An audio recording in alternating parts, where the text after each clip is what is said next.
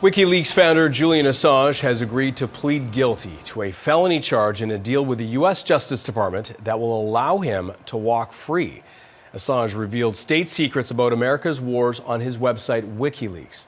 U.S. prosecutors have been trying to get him back on American soil to face charges for years. The plea deal he has agreed to sign will take place on a remote island in the western Pacific Ocean. I feel elated. I also feel worried, because I'm so used to this. Anything could happen. I'm worried that until it's fully signed off, I worry. But it looks like we've got there, and Julian's free. So I'll really believe it when I have him in front of me, and I can take him and hug him, and then it will be real. Yes, I mean, when we met, he was under house arrest. It will be the first time that I get to see him as a fully free man. And when I was speaking to him, I said, well, we can go for a walk, and there will be no restrictions, no curfew, no, all this it's so alien to the way we've it's been until now for the past 14 years. I don't know what happens next. I think that Australia is a very good place to regain your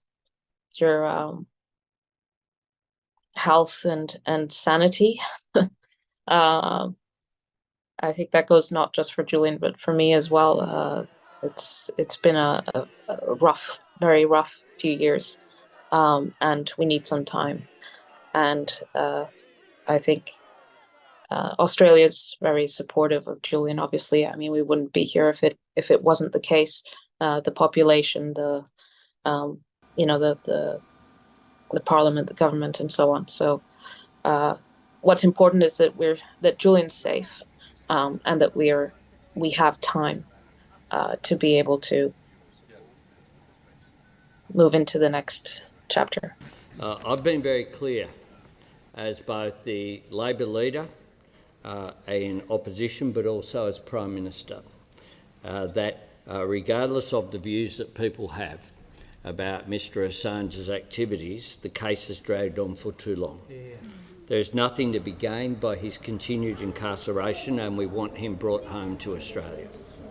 And we have engaged and advocated Australia's interests using all appropriate channels to support a positive outcome, and I've done that since very early on in my Prime Ministership.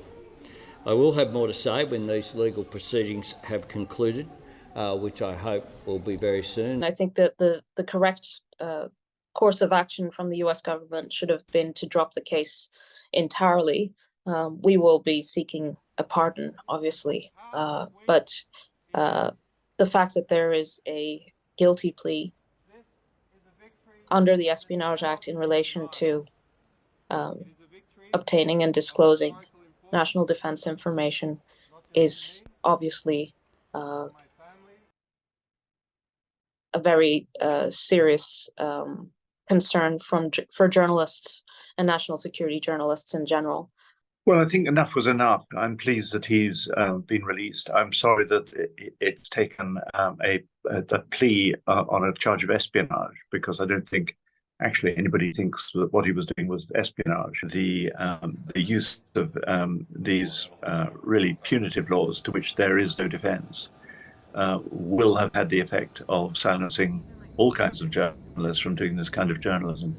Regardless of what this means for Mr. Assange, it's terrible for the United States. This prosecution should not have happened. This is the first time in the 100-year history of the Espionage Act that a journalist or someone committing journalism, someone engaging in journalistic act, has been prosecuted under the Espionage Act for essentially receiving information and communicating information. Now, this is something that journalists do all the time. They receive information and they communicate information. And journalists who cover national security have a responsibility to try to help keep the rest of us informed about what our government is up to.